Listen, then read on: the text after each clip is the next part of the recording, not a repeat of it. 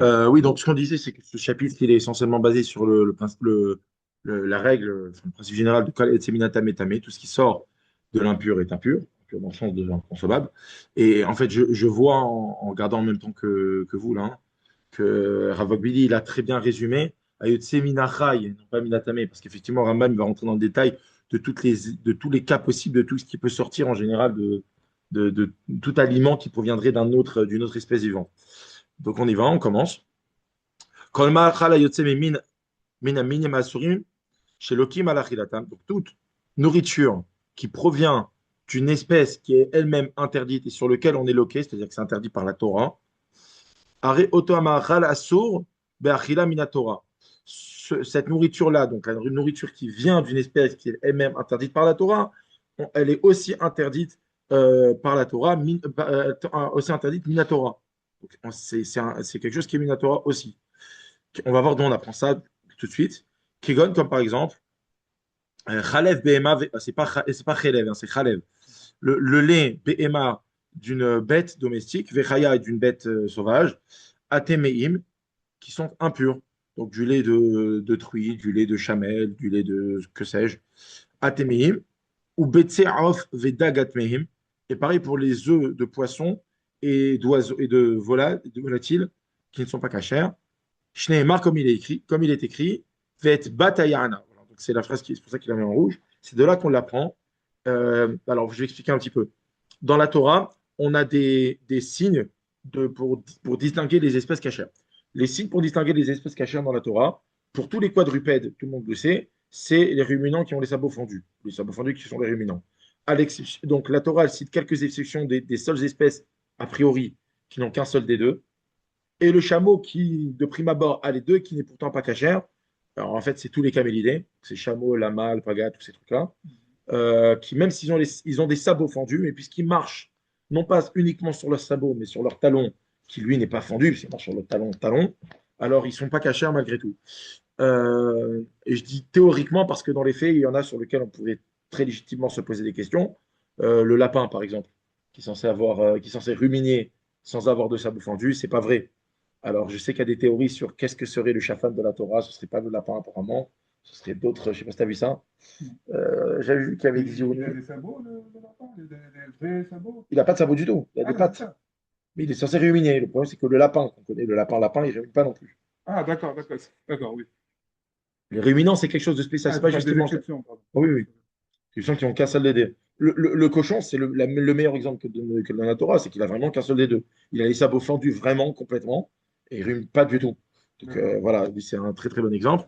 Donc ça, pour les quadrupèdes, tout le monde le sait. Pour les poissons, c'est pareil, tout le monde sait, c'est écaille et nageoire. Et comme elle dit la Gemara dans le traité Choulin, page 59a, que s'il a une seule écaille, on sait qu'il a des nageoires de facto.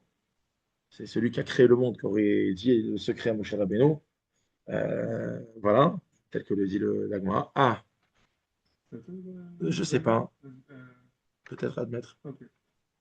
Avec Euh, et enfin, donc ça c'est pour on, les. on a discuté que c'est une présomption légale. Ça veut dire la halakha, elle est devenue comme ça, que c'est une présomption maintenant. Quand tu trouves un animal qui a des écailles, forcément, tu n'as pas Il a besoin de des nageoires. vérifier qu'il a des nageoires. Voilà. Tu sais qu'il est caché. C'est ça. Maintenant, on a dit que c'est possible que dans la réalité des faits, tu trouves un poisson qui a Des écailles sans avoir de qui nageoires. a des écailles sans avoir de nageoires. Je crois qu'un exemple qui était donné, c'était une sorte Je sais qu'il y en a un, il de y en a raie un. ou un truc comme ça. Ouais. Après, on s'est reposé la question dans les chapitres suivants quand on a parlé des insectes et des trucs comme ça, et des Sheretz Hamayim, que est-ce que c'est vraiment considéré un poisson ou pas? Et ça, on rentre dans Ah. une autre question. Mais bon, on va essayer de Bon, on rester essaie de focus. rester focus sur notre problème. C'était, en tout cas, ce que dit la Gemara, c'est Miché Amar Ve'aya Olam, Ouais, Amar les oui, mais Moché, celui qui a dit la c'est création un du monde. midrash. C'est très Ce qui est midrashique, important, voilà. c'est la halakha. Ce qui est important, c'est la halakha. Et donc, pour se recentrer, ça, c'est pour Minatora, les signes distinctifs pour les espèces cachères, quadrupèdes et poissons, enfin, marins, les espèces marines et quadrupèdes. Et il nous reste les oiseaux et les insectes. Alors, pour les insectes et les oiseaux, la Torah n'a pas donné de signes. Les insectes, elle n'en a pas donné du tout. Elle n'a donné aucune indication, si ce n'est qu'on sait qu'on a le droit de manger les sauterelles. C'est, c'est les Chachamim qui, dans la Mishnah déjà, dans la même référence, Roulin 59, qui vont donner des signes distinctifs pour reconnaître les Chagavim, les sauterelles qui sont cachères. je crois que deux ou trois dapim plus tard, page 63, ça m'a Guimel, on a dit qu'il y a 8 espèces sur 8000 de sauterelles qui sont cachées. Je sais qu'il donne le nom des 8 espèces Il y a 8 espèces et sur il donne 8000. les signes des 8 espèces. Voilà. On a vu. Bon, ça, c'est pour les insectes. Pour les poissons, pour les oiseaux, c'est particulier, c'est un peu plus compliqué. Dans la Torah, elle donne une liste de 20 oiseaux qui ne sont pas cachés. Sous-entendu que la majorité des oiseaux du monde sont cachers, excepté ces 20-là. Le problème, c'est que la Torah, elle a dit sur chaque oiseau, elle rajoute cette formule lemina ou leminéou. Et selon son espèce, ou selon ses espèces, son espèce. Et de là, la Gemara, elle va dire tous les oiseaux qui s'apparentent, qui ne sont pas directement l'espèce qui est citée par la Torah, mais qui s'y apparentent, qui peuvent rentrer dans une espèce de catégorie globale, ils devraient être aussi interdits. C'est évident que c'est pas du tout précis comme définition. Le plus gros problème, c'est qu'on n'a pas la définition de ces oiseaux-là. Voilà. La Torah, elle donne pas une description. Voilà. Alors, il y a des trucs qui peuvent paraître simples. Si on dit la corneille, ça ressemble beaucoup au corbeau. Bon, ça se voit. Ouais. D'accord. Mais c'est vrai qu'il y a des trucs qui sont beaucoup plus problématiques.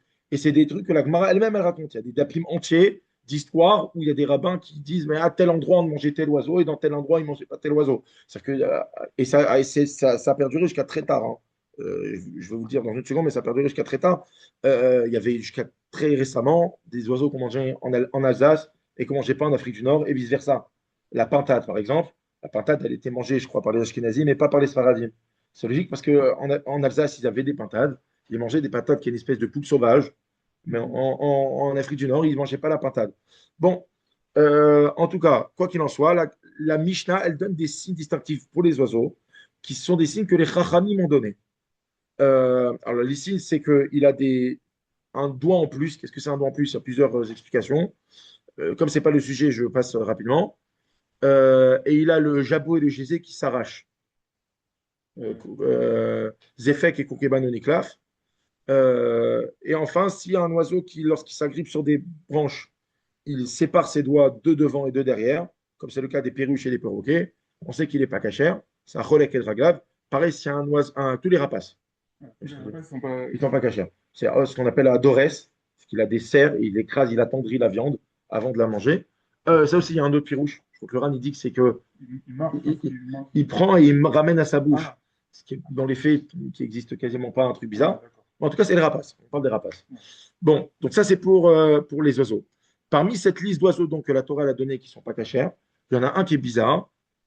C'est l'autruche. Enfin, ce qu'on traduit en tout cas aujourd'hui comme l'autruche. La Torah ne dit pas l'autruche, elle dit la fille de l'autruche. Faites Batayana. C'est le verset que vous avez ici en rouge. Faites Batayana, la fille de l'autruche. Et la Gemara, elle va dire, à partir de cette formulation-là, Faites Batayana, la fille de l'autruche, en fait, on nous a formulé ça volontairement de façon un peu énigmatique, bizarre, pour nous signifier que, en fait, ici, dans ce verset-là, on ne parle pas de l'autruche directement, mais de l'œuf d'autruche. L'œuf d'autruche, il n'est pas caché. Hein. Pourquoi? Parce que c'est un œuf qui vient d'une espèce qui n'est pas cachère. Et donc, ça nous permet de faire ce qu'on appelle un binalav, une construction globale pour toute la Torah, c'est-à-dire tout ce qui vient, tout aliment qui vient d'une espèce non cachère, il est lui-même non cachère. Donc, c'est ce qu'il dit ici le Rambam, Vet Batayana, la fille de l'autruche, Zobetsata, on parle de son œuf, l'œuf d'autruche.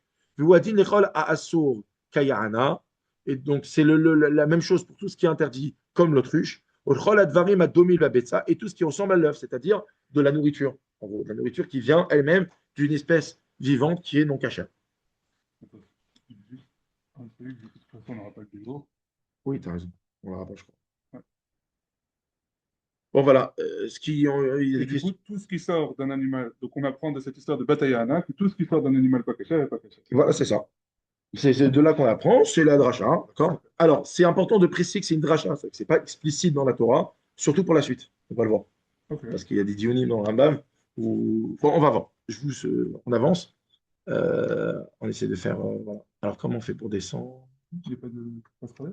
Je peux pas Non. scroller. Ah ouais? Non, Ah, parce qu'il est de l'autre côté, non? non, non, tu peux pas juste faire avec deux doigts. Ah, ah c'est bon. Ah, Ah, super. Tu vas tout faire comment? Alors, Khalev à Adam. Donc, du lait humain. Donc, une femme qui a eu un enfant, Mazal Tov, et donc elle a du lait. Moutar be'achila, on a le droit de le manger. Afal pi shebesara adam asur ba'achila, même si la chair humaine est interdite à la consommation, donc le cannibalisme est interdit. Kvar bi arno, donc c'était dans le chapitre précédent, shu be'ase, que c'est une mise positive de la Torah. Alors là, il faut expliquer un petit peu. D'après le Rambam, alors tout le monde n'est pas d'accord. Le Ramban Nachmani, il n'est pas d'accord. Le Ravad, je crois qu'il est massif aussi, il n'est pas d'accord. Bon. En tout cas, d'après le Rambam, le cannibalisme dans la Torah, c'est pas un interdit de la Torah. C'est une mise à positif de ne pas être cannibale. C'est un commandement, tu ne seras pas cannibale. C'est un interdit qui vient d'un commandement positif. Voilà, c'est un interdit qui vient d'un commandement positif. C'est quoi la nafkamina? C'est quoi l'implication dans la halakha sur ça? Ben, c'est très simple. L'homme n'est pas une espèce interdite. L'homme, c'est pas une espèce qui est tamée, une espèce qui est interdite. L'homme, c'est une espèce qui, elle, est permise. C'est moi, en tant qu'homme, qui est un devoir, un commandement positif de la Torah, de ne pas être un cannibale. Bon, c'est vrai que c'est bizarre. En vrai, les deux sont interdits à la fin. Voilà, C'est les deux juste sur sont. la punition. C'est ça, c'est la formulation qui est importante. À partir du moment où c'est un assez, c'est une mise à positive, comme c'est pas un lotacé, comme c'est pas un interdit de la Torah au sens premier, donc on a plus ce principe général de Kale Yotseminata Metame. Et c'est pour ça que le lait humain, il est autorisé, que le lait humain, il est cachère. Donc un homme, il a le droit de boire du lait humain, du lait d'une femme, bien que le cannibalisme soit interdit par la Torah. D'accord. Bon, il y a d'autres implications sur le fait que le cannibalisme se sont assez et pas un lotacé. La semaine dernière, Ah, je me doute. là, il est moins grave que l'autre. Bah, il y en a un qui saute à peu près à la logique, c'est que sur un AC, on n'est pas loqué. Oui, c'est ça. Sur un AC, on ne prend pas de coups. On ne peut pas être condamné par le Bédima à l'époque du Sanhedrin. On ne peut pas être condamné à être frappé 40 coups. C'est justement pour ça que, enfin, dans les mots du Rambam, justement, il dit l'aliment qui est interdit quand il vient d'un aliment lui-même interdit, c'est l'aliment sur lequel on est tapé. Voilà, c'est ça. Il dit un aliment sur lequel on est frappé si on l'a mangé. L'autre aliment qui vient de cet élément-là, on est aussi frappé.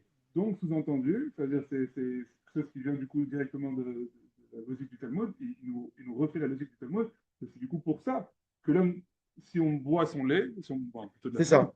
il est pas interdit. C'est ça. Alors, ce qui est important, parce qu'il y en a qui sont croquis sur l'histoire du AC sur l'homme, et pour eux, c'est très difficile d'expliquer pourquoi le lait de l'homme, il est autorisé. C'est quelque chose qui est incompréhensible. C'est vrai que le Magid Michté, je crois que le Magid Michté qui est massif sur le Ravad, il dit, mais alors dans ce cas, comment ça se fait que le lait de l'homme, il est autorisé si l'homme lui-même, il est interdit? Bon, Je ne sais pas si ça a tellement de sens de penser que le lait, il serait permis, dans la mesure où on est obligé de donner ça aux enfants. Bon, tu me diras, les enfants, ils ne sont c'est pas les bar enfants. mitzvah et tout Voilà, ça, c'est c'est pas les grave. enfants. On peut toujours dire Mais je ça. sais pas, c'est un peu. En tout cas, pour les adultes, c'est le Talmud, il dit que pour un adulte, il a le droit. Parce qu'on va voir après, il y a des détails. Ouais, Il y a certaines ouais. choses qu'on n'a pas le droit de faire, mais si le lait lui-même, il est cachère, certaines choses on n'a pas le droit de téter directement. Donc, bon, on va voir. Je profite juste de l'occasion, Ouais. je l'ai déjà fait plusieurs fois, je crois, dans cette série, pour dire que les gens pensent qu'ils boivent Khalav Israël. On va le voir. Alors, c'est pas Non, c'est pas vrai. ça. C'est pas, attends. Le problème, attends, j'ai un point grammatical déjà. Ah, Khalav Israël, ça déjà c'est n'existe Khalav pas. Israël, si, ça existe. On arrête. Non, c'est pas ça. Khalav Israël, grammaticalement, c'est le lait qui est exprimé par une femme juive. Ah, Comme dans ce Khalev sens-là. Behema. D'accord, oui. Khalev Behema, c'est le lait d'un animal. Khalev Israël, c'est le lait d'une femme. Ouais, d'accord, Bref, c'est ça. c'est un point de détail que Non, mais j'aime c'est bien corrigé, c'est répéter. le Khaled Ouais, et David, Israël. Khaled Israël. C'est le lait du depuis tout à l'heure, Israël. vous dites le lait de l'homme et tout. Non, hein, le lait de C'est la la femme, femme. on corrige. Ouais, ouais. Non, mais évidemment, c'est l'homme en tant qu'espèce ici. Ouais, ouais, L'homme en non, tant mais qu'espèce. Non, c'est l'espèce. Mais ma fille, parce qu'elle est impliquée dans le Gavadabar. Non, mais hein, enfin, ça coûte Oui, qu'à c'est une l'homme seule, avec un c'est un grand seul H, genre. mais c'est surtout voilà. la femme. Voilà. C'est Alors, le c'est lait que de la la femme. femme, Pas on surtout, c'est s'arrête que là. la femme. Mais non, mais c'est évident que c'est la femme. La question ici, c'était l'homme en tant qu'espèce. Ah, non, En tout cas, on a compris le principe. Pour le Rambam, à partir du moment où on a catégorisé ça, mais si c'est un interdit, dans un AC, dans un commandement positif de la Torah, le lait de l'espèce humaine, et donc des femmes, il est autorisé. D'accord. On va avoir d'autres détails. Juste avant, il va parler d'une espèce de bizarrerie à l'Afrique. Dvash Dvorim ou Dvash Tsoraim. Alors ici, écrit Tseraim. Les deux, je pense que les deux se disent. Donc le miel d'abeille. Alors, Tseraim, il faut pas se tromper. Ce qu'on appelle Tsira dans la Torah, on traduit souvent par frelon. D'ailleurs, en hébreu moderne, Tsira, c'est le frelon. D'accord. Ici, c'est pas le frelon parce que le frelon ne fait pas de miel. C'est évident que c'est pas un frelon. Il s'agit vraisemblablement d'une espèce d'abeilles sauvages de l'époque. Il dit ouais, il dit le Macbili, il dit que c'est soit le frelon oriental qui est une espèce un peu différente, D'accord. Et il fait du miel? non, qui prend le miel des abeilles D'accord, intéressant. et du coup il le prend en lui, du coup, et après il va le mettre dans Ah, sa ruche et il va le stocker. Donc lui il incroyable. fabrique pas le miel mais il le vole. Intéressant. Donc c'est différent. Ou alors le bourdon qui lui fait un peu de miel. Le bourdon, il fait du miel. Apparemment il fait un peu de miel. D'accord. Je peux les vérifier. Ah, très intéressant. En tout cas, le frelon qu'on connaît, les races de frelons Bon, rien à voir classiques, avec le- en France, on en a deux. On a le frelon asiatique qui est arrivé massivement il y a quelques années. On a le frelon européen qui est plus gros mais moins virulent. Et les deux, ils font pas de miel. D'accord. Donc ici, on parle Alors, le miel, moutard, il est autorisé. Pénéchéno mitamtsit gofam, parce qu'il vient pas de l'essence de son corps. Il vient pas de son. C'est pas quelque chose de corporel. Alors, il y a à dire dessus. Et la coccinotto, en fait, il emmagasine, mais à la savine, sur les plantes, donc sur les fleurs, c'est le pollen des fleurs à l'origine, des torpillent dans leur bouche, ou mekiot toto bekaveret, et ensuite ils le revomissent, ils le régurgitent dans leur ruche. Chez Intsu Otole Erol Meno Bimot Akshamim, pour pouvoir en manger l'hiver. Alors, il y a ici plusieurs choses à dire sur le miel. Pour le moment, il y a quelque chose qui est intéressant, je trouve, et que Rambam ne ramène pas parce que c'est vrai que ce n'est pas une halakha. C'est aussi plus de l'ordre du midrash. Mais que la Gemara dit, il y a deux bizarreries dans la halakha, de choses qu'on ne devrait pas manger, sur lesquelles on aurait pu se poser la question de savoir est-ce que c'est cachère ou non. C'est le lait et le miel. Et comme à de nombreuses reprises la Torah, elle a loué la terre d'Israël en disant c'est la terre, beaucoup le lait et le miel. De là, la Gemara elle dit on sait qu'il est impossible que la terre d'Israël soit louée sur des choses qui ne soient pas cachères, donc c'est cachère. Pourquoi le lait, le miel, c'est des bizarreries? Le lait, parce que la Gemara dit ça vient du sang. Ah, ok. Ça vient du sang. Et alors, est-ce que c'est vérifié scientifiquement ou pas? Non, mais j'imagine qu'à l'époque, on Voilà. pourrait imaginer que c'est du liquide. C'est quoi le liquide dans le corps C'est le sang, d'un voilà, en tout cas, une animal? espèce de comme ça. Euh, Et le miel, et ça le vient miel, parce que ça vient directement des abeilles. qui sont pas cachés. Qui ne sont pas cachées.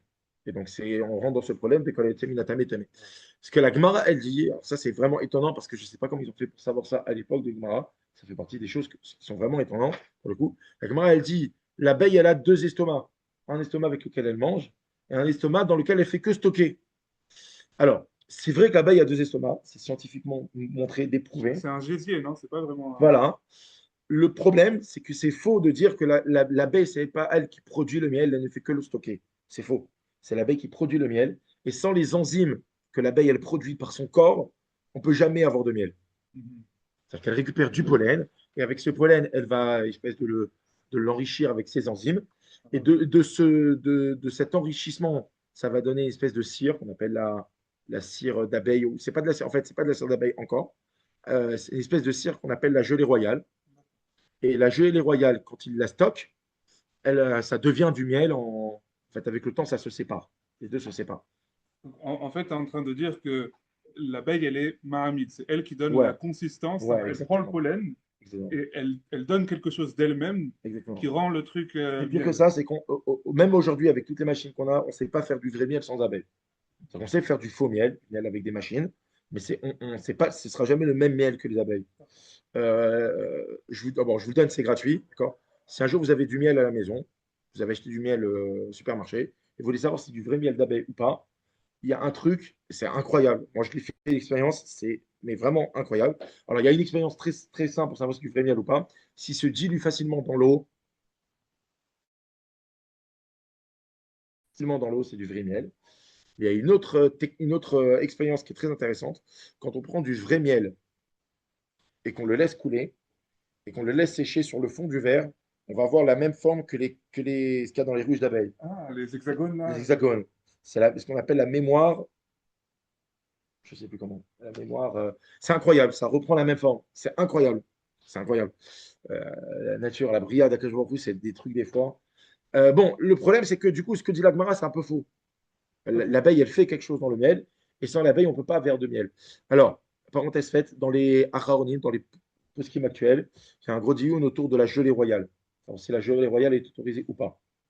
Pourquoi? Pendant de nombreuses années, la gelée royale, elle ne se consomme pas, elle se mange pas. Donc, on n'avait pas tellement de questions. Mais très récemment, on a trouvé des vertus à la gelée royale. Certaines personnes se sont mis à manger de la gelée royale. Et la gelée royale, c'est comme le miel. On a besoin des enzymes de l'abeille pour la produire. D'accord.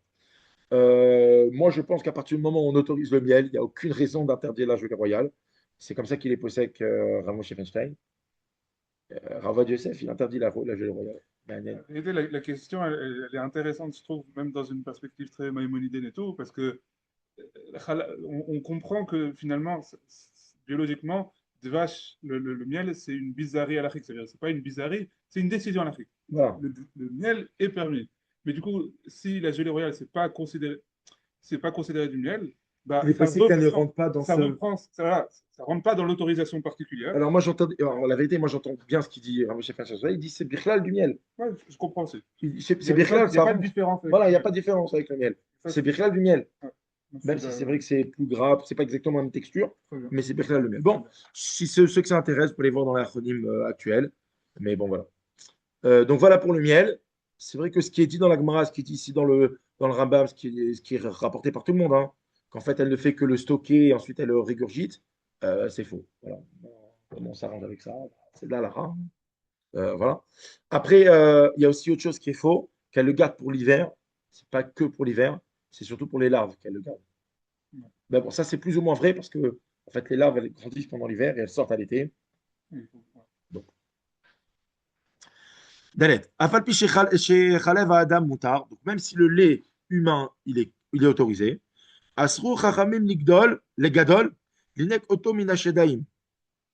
Les Chachamim ont interdit, pour des raisons je pense qui peuvent paraître logiques, ouais, il va en parler, de téter directement du sein d'une femme. Et la Cholevet Isha Litoracheli, donc une femme par contre, ce qu'elle aurait le droit, c'est de tirer son lait et de le mettre à l'intérieur d'un récipient, d'un verre, féchoter et de lui donner à boire. Et il peut le boire. Et Gadol Sheyanak Minashad, qui est un eksheret, ou Makinoto Makat Mardout. Et donc un adulte qui têterait le sein d'une femme, c'est comme si Yonek Sheret. Alors cette formulation elle est très bizarre. Je sais pas si McBilly dit quelque chose. Yonek Sheret traduit littéralement, ça veut dire qu'il tête un Sheret. En fait, je crois qu'il faut revenir à la. Alors, le Sheretz, on en a parlé les semaines précédentes. Le Franchement, Sheretz, c'est les vermines. les vermines, ouais. C'est les vermines, c'est tout ce qui était c'était plein de trucs qu'on avait dit. Il y avait tout ce qui est reptiles, il y avait les dauphins, ils rentraient dans Sheretz, les grands animaux marins. En fait, c'est ce qui est repoussant, Voilà, c'est ça. finalement. Donc, Yonek Minacheret, c'est qui tête de quelque chose de repoussant. Parce que j'imagine que quelqu'un qui voit ça de l'extérieur, il va trouver ça repoussant. Et McBilly, il dit, je crois que c'était le Rambam qui en parlait, McBilly, il dit, ce que tu allais dire, pourquoi on ne tête pas directement du sein? Bishon Pritsout. Voilà, Bishon Pritsout, parce que c'est pas pudique. c'est pas musique. C'est vraiment très impudique d'aller De boire directement le lait d'une femme en la tétant, comme si. Voilà. Bon, ben voilà, je pense que c'est clair. Ou Makinoto Makal Mardou, donc on le frappe Makal Mardou, donc c'est des rabanales. Voilà, rien de très compliqué jusqu'à là. Je pense qu'on peut avancer. Un tout petit point que je trouve intéressant, c'est quand on a commencé à parler des produits qui venaient des interdits, on a commencé par l'homme. Ensuite, on a fait une parenthèse sur Dvash de ouais. et sur le miel. Ensuite, on est revenu sur l'homme. J'imagine que donc, ce qui aurait été peut-être plus logique, c'est de commencer par le miel et ensuite d'aller sur l'homme et de finir l'homme. de finir sur l'homme. Mais je pense qu'il a voulu faire ça pour donner un peu du kavod à l'homme. Voilà. Commencer par l'homme. J'imagine qu'on donne du respect à l'homme, on commence par l'homme, ensuite on parle de J'entends. J'imagine. Alors, moi, je vois ça différemment. Je ne sais pas si tu vois dans le Ktaviad. En fait, ces deux halakhot, elles sont ensemble. Oui, c'est pour ça. Donc, moi, je pense qu'il a fait une première halakha où il a parlé des exceptions. Et dans les exceptions, il y en a deux. Et c'est vrai. Bon, après, mais il aurait pu changer l'ordre. Oui, c'est vrai, il aurait pu changer l'ordre. C'est ça qui m'a interpellé. Mais bon, quand tu parles des exceptions, les deux exceptions, il dit en première exception l'homme, et après, oui, c'est ça. Bon, ça rejoint un peu. Yonek Tinog Veoler, Afilu Arba Ochameshani. Donc, un enfant qui tète, donc tant qu'il n'est pas sevré, même 4 ans ou 5 ans, il peut continuer de téter et de boire le lait de sa mère, donc d'être allaité par sa mère. Im Gemalou ou Perash Shlosha Yamim, Oyoter, Mechamad Borio, O Velo Mechamad Choli, et non Choser Venerek. Si par contre on l'a sevré plus de 3 jours, Mechamad Borio, parce qu'il est en bonne santé. Alors qu'il est en bonne santé. Ah, c'est ça, mais Hamad Borio, c'est parce qu'il est en bonne santé. On dit ça, maintenant il est assez grand pour téter, quoi, en gros, c'est ça qu'on dit. Ça y est, il est suffisamment grand, il a suffisamment pris des forces, il commence à manger des légumes, etc. Ouais, mais Hamad Borio, c'est comme ça. Donc, pas parce qu'il est malade et qu'il n'arrive pas à manger, d'accord? Vélo Mechamat Roli, pas parce qu'il. Et notre Zavéonek, on n'a plus le droit de lui redonner à téter du lait de sa mère. Très bien. Fehim, Vehu Shegemaru Achar Arba Fe Isim Chodesh. Ça, on parle d'un enfant qui a été sevré après 1 an. Après 2 ans, pardon. Donc, il y a plus de 2 ans. Mais les 2 premières années, puisqu'il y a une mitzvah d'allaiter, ouais, mitzvah d'allaiter, 2 ans, et je crois que la troisième année, c'est des rabbinats, de question ça. En tout cas, une mitzvah d'été. On apprend ça de Avraham et Yitzhak, qu'il a sevré son fils Yitzhak à 3 ans. Les 2 premières années, c'est mitzvah de Horaïta, je crois, et la troisième année, c'est un mitzvah des rabbanan. Il en parle où? Alors, j'ai ça dans la tête, mais Ok. Non, non, j'ai jamais entendu. C'est très intéressant. bon. Oh, je sais qu'on apprend ça d'Avraham, j'ai ça du chasse, à mon avis. J'ai pas ça du Nalacha. Ok. J'ai pas ça du Mishneh Torah. J'ai pas ça du Mishneh Torah, je pense que j'ai ça du chasse. Ou peut-être dans Midrash Halacha, peut-être. En tout cas, je sais qu'on apprend ça d'Abraham parce qu'il y a écrit que dans la Torah qu'Abraham, il a sevré Yitzhak à l'âge de 3 ans et qu'il a fait une fête. Ouais. D'accord. Euh, Il fait une coupe de cheveux. voilà, c'est ça. J'allais dire. J'allais dire. Pour ceux qui sont contre la coupe de cheveux, On est contre la coupe de cheveux. bon, je sais ça, on est contre la coupe de cheveux, mais ah, bon, ben, je le rappelle. Tu veux, tu veux Non, non, prendre non, un... c'est ça. C'est Euh, intéressant qu'on apprenne ça de ça parce qu'on sait que en plus ils ont eu, enfin, Yitzhak il avait une nourrice et on parle plusieurs fois de sa nourrice. Donc c'est marrant qu'on tire cette loi de ça ouais, alors qu'on La parle de nourrice sa de nourrice. Rivka dont on parle, non? ouais, une nourrice de Rivka, une nourrice de Yitzhak, j'ai pas, C'est Mineket Rivka et Dévorah D'ailleurs, on parlait Ah d'accord, je confonds. Je D'accord, crois, ouais. je c'est possible pense. que je confonde. Ouais, je pense. Désolée. Mais, mais non, non, mais c'est intéressant. C'est vrai qu'à 3 ans, il y a quand même une fête à faire, même pour les gens. Sevrage, le sevrage. Bon, en tout cas, vous avez compris le principe. Dans les 2 premières années, c'est encore un bébé, c'est normal qu'on l'allaite. Donc, même s'il est en bonne santé, qu'on n'a pas eu besoin de le nourrir au sein pendant 3 jours, si ensuite il veut reprendre à téter, on le laisse. Dépasser les 2 ans, s'il s'est arrêté 3 jours parce qu'il était suffisamment fort qu'il n'a pas besoin de téter, il a commencé la diversification pour les jeunes papas et mamans. Voilà, il y a ma femme qui est là, Ah bah, David et vous avez commencé, Jennifer, hein. etc. Non, pas encore. 3 mois. Abigail. Jennifer, c'est ma sœur. Ah, pardon. Abigail, excuse-moi. Euh, Bon, Ça vous avez si. compris, là. Pas de problème. Excuse-moi. ouais. Ok, très bien. Bon, donc on continue. Donc, Afilou Malou Chodesh C'est Hashnaim. ça. Avocat Malach Chodesh Shtaim, même si on a arrêté on l'a sauvé pendant 1 mois ou 2, donc voilà, vraiment beaucoup plus de 3 jours. Montar Lazor Velinek, on a le droit de lui redonner à tété, Ad Sof Arba Veisrim Chodesh, jusqu'à la fin de ses 24 mois, de ses 2 ans. Moi, j'ai deux questions sur ce passage. Ouais. C'est quand il dit un enfant il tète jusqu'à 4 5 ans, est-ce que ça y est, c'est 4 5 ans et c'est fini? Ou si il ne s'est jamais Ah, arrêté, il peut aller jusqu'à plus. 10 ans? Ça, c'est une Ah, première question. ouais. Moi, Qu'est-ce que moi, tu je, en penses moi, je déjà? pense que c'est pas juste qu'il peut aller plus, parce qu'il dit 4 ou 5 ans. Je sais Ça qu'il n'y veut a pas dire de. c'est Voilà. Il n'y a pas de. C'est pas c'est un fixe. filou, c'est même Voilà, pas, c'est il ça. donne pas une limite, il dit même Même si. 4 ou 5 ans. D'accord. Et une deuxième question que j'avais, mais je pense qu'on va être d'accord là-dessus, s'il s'est arrêté 3 jours, 1 mois, 2 mois, pendant ces 24 mois, et après il a repris, est-ce qu'il doit s'arrêter à 24 mois? Parce qu'il dit, il Non. Non, faisait non, il non. Il continue continue. jusqu'à 4 5 ans, Jusqu'à 4 5 ans, jusqu'à qu'il veut, tant jusqu'à qu'il qu'il arrête. ne s'est pas arrêté 3 jours. 3 jours après les 24 mois. Ouais. Ok, très bien, on est d'accord. On est d'accord. Mais pourquoi, quelle était la Vamina que oui? Parce que comme il dit dans les mots, il dit, s'il s'est arrêté même 1 ou 2 mois, il a le droit jusqu'à 24 mois. Mhm. On pourrait croire qu'il est en train de dire, euh, s'il s'est arrêté, Non, il a mais le il a droit jusqu'à 4 24 mois. mois de Rosette, d'être Rosette. On pourrait penser qu'il a le droit, enfin, il ne dit pas d'être rosaire, il a le droit Si. de... Moutar Larzor Velinek, Atsov. Ah oui, d'accord, d'accord. Mais je me suis dit, il peut être Yonek jusqu'à la fin des 24 mois. Mais je pense que tu as raison. Non. Moi, j'ai la même lecture que toi. J'ai la même lecture que Il toi. dit rien sur les 24 mois, Malbi. C'est bien parce que je cherche. Il faudrait revoir Zman ha'anaka, il dit le temps du le sevrage. sevrage. Il dit il y a des sources dans le Mishneh Torah, dans Gerushin et Ishut, dans le Code Gerushin, D'accord. Ok, le bon. temps de sevrage. Ok. On Pour les avance femmes, pour les femmes qui travaillent pas. Euh, c'est la pas vérité, obligé. c'est très difficile aujourd'hui de. Ouais, très. Afal pi shechalav be'emat emea ou betse off. tamé, asuri minatora. Donc même si le lait et les œufs des espèces non cachères, il est interdit minatora. El nokin alehem, on n'est pas frappé sur eux. On ne peut pas avoir la punition classique de la Torah sur un lave. Alors sur ça, on va voir parce qu'il y a de quoi dire. Shneemar, comme il est dit, mais bessaram le tochelu, de leur viande, vous ne mangerez pas. Al bessar ou loke, sur la viande, on est frappé. Venoloke al betsa ve'al chalav, mais pas sur l'œuf ou le lait. Alors là, il y a beaucoup de quoi dire.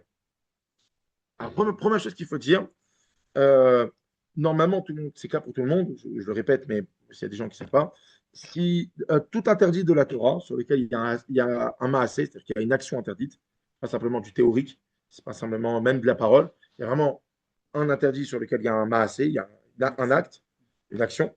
Normalement, on n'a pas besoin d'un verset, on est loqué. Donc,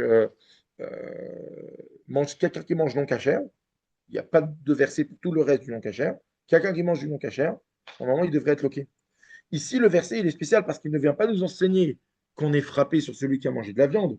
Le verset, il vient faire un miout. Ce qu'on appelle un miout, ça veut dire exclure de ce principe, de quelque chose de ce principe. Et en précisant de leur viande, vous ne mangerez pas, alors qu'il n'y a pas que la viande qui est interdite, c'est une façon de nous dire il n'y a que sur la viande sur laquelle vous êtes frappé. Bien que normalement, on l'a vu, les œufs et le lait sont aussi interdits de la Torah. Ce que je disais au début, et c'est ce qu'on allait revenir dessus, c'est là le moment. Ce qui est intéressant, c'est de dire, en fait, il y a deux réponses. Ça, c'est la réponse du Magid Mishneh. Mais il y a une autre réponse qui est de dire que non, en réalité, sur tout le non-cachère, celui qui mange le non-cachère, le verset, c'est Mebesaram lo tochelu. Donc, c'est pas un miout. Non, pour les œufs et le lait, ça ne rentre pas dans Mi Bessaram lo tochelu parce qu'il y a écrit Bassar. Ah, et si tu voulais me dire qu'on devrait de toute façon être loqué parce qu'on a un principe on est loqué sur tous les AC de la Torah, en réalité, ici, ça vient d'une dracha. Ce n'est pas un AC dans la Torah qui est clair. Moi, je ne suis pas très d'accord avec ça. Je suis plus d'accord avec le Magid Mishneh. C'est un miout du pasuk. Parce que ce qu'il dit le Rambam, c'est que ça a l'air d'être un miout. Donc, le langage du Rambam, on voit bien que c'est un miout. Moi, je suis d'accord avec l'analyse du Magid Mishneh, mais sachez que les deux existent. Il y en a qui disent que Beshitat Rambam, puisque c'est une dracha, le Kayotse Minatam et Tamé, tout ce qui vient d'un interdit, il est lui-même interdit. De toute façon, on ne devait pas être loqué dessus. Bon, le marché, ça ne change pas. Ça ne change pas vraiment. Ça. On n'est pas tapé pour.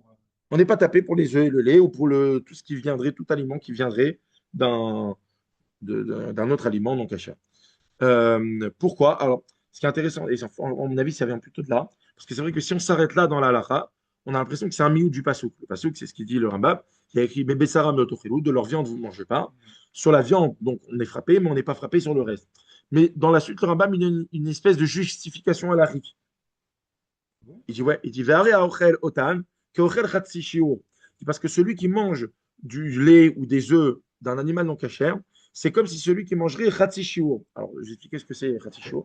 Alors, je termine juste. Shiwason Minatora Veinoloke, qui est interdit par la Torah, mais sur lequel on n'est pas frappé. Aval Makinoto Makal Mardout, mais sur lequel il y a au moins des coups d'ordre rabbinique. Mais ça, d'accord. Alors, c'est quoi l'histoire de Khatsi Shiur, Asur Minatora? Il y a dans le Talmud une marloquette qui est très très connue entre Rish Lakish et Rabbi Yochanan. L'endroit où on le voit de façon la plus détaillée, c'est dans la série Yoma, au 8e chapitre. Ça s'étale sur plusieurs dapim. Sur savoir est-ce que Khatsi Shiur Minatora ou pas Minatora. Savoir, quand la Torah nous a interdit de manger, en général, la plupart du temps, c'est kazaït. C'est la Gemara qui le dit à deux endroits, une fois dans la Sechet Psachim et une fois dans la Sechet Brachot, que Rov Shiurei à Kazetim, la majorité des interdits alimentaires de la Torah, c'est kazaït, qu'on a vu l'exception la semaine dernière. Il y a quelques exceptions. Il y a une exception. Plusieurs. C'est ce qui est interdit. Ah, ce qui est interdit, on a une seule. On a vu certains reptiles qui sont mentionnés dans la Torah, c'est à partir du volume d'une lentille, donc encore moins. Adachim. Bon, en tout cas, il y a dans la Torah plein d'interdits alimentaires. À chaque fois que la Torah nous interdit de manger, à partir de quand on est condamnable par la Torah? Quand on a mangé le volume d'une olive. Maintenant, la divergence d'opinion dont je vous parlais entre Rabbi Yochanan et Rish Lakish, c'est de savoir celui qui a mangé moins de ça. Est-ce que c'est interdit par la Torah, mais on n'est pas condamnable? Ou est-ce que la Torah, elle n'a pas interdit du tout? C'est que les Chachamim. Et c'est que les Chachamim qui ont dit même moins que ça, on interdit, pour des raisons évidentes. Bon, c'est une marloquette entre Rabbi Yochanan et Rish Lakish. Pourquoi ça se trouve dans ma Torah? Parce que là-bas, il parle justement de Yom Kippour. Yom Kippour, alors vous savez que Yom Kippour, par exemple, c'est pas kazaït. Celui qui mange Yom Kippour, c'est plus gros que kazaït. C'est comme une date. C'est non, pas non, c'est pas tamar, c'est ka. Non, gros guérot, c'est moins que gros guérot. C'est entre gros guéret et zaït. C'est ka hachamen. Hein? Que, j'ai laissé non, c'est 4 trucs hachémena, 4 trucs hachamen. Quelque chose hachamen. Bon, c'est une grosse date. D'accord. Bon. Et donc là-bas, on discute celui qui a mangé moins que ça à Yom Kippour. Est-ce que c'est quand même un interdit de la Torah? Et donc, il y aurait le chiyuv karet ou pas? Parce que le chiyuv karet, c'est pas le bedin qui l'applique, le chiyuv karet. C'est Dieu qui applique le chiyuv karet. Donc, il y a tout un développement là-bas. Et là, la il est tranché comme Rabbi Yochanan, que Khatsi Shiur, c'est Minatora. Que Khatsi Shiur, c'est interdit Minatora. Simplement, on n'est pas condamnable. Et donc, c'est ce que le Rambam il rapporte ici aussi. Celui qui mangerait. Et donc, c'est pour ça que je dis qu'en fait, c'est bizarre, parce que si c'était qu'un milieu du pasouk, tu peux t'arrêter là. On a un milieu du pasouk. Là, le Rambam, il a une espèce de justification alorique. Il nous dit manger du lait d'un animal non cachère ou un œuf d'un animal non cachère, c'est comme si j'avais mangé un khatsi shiur.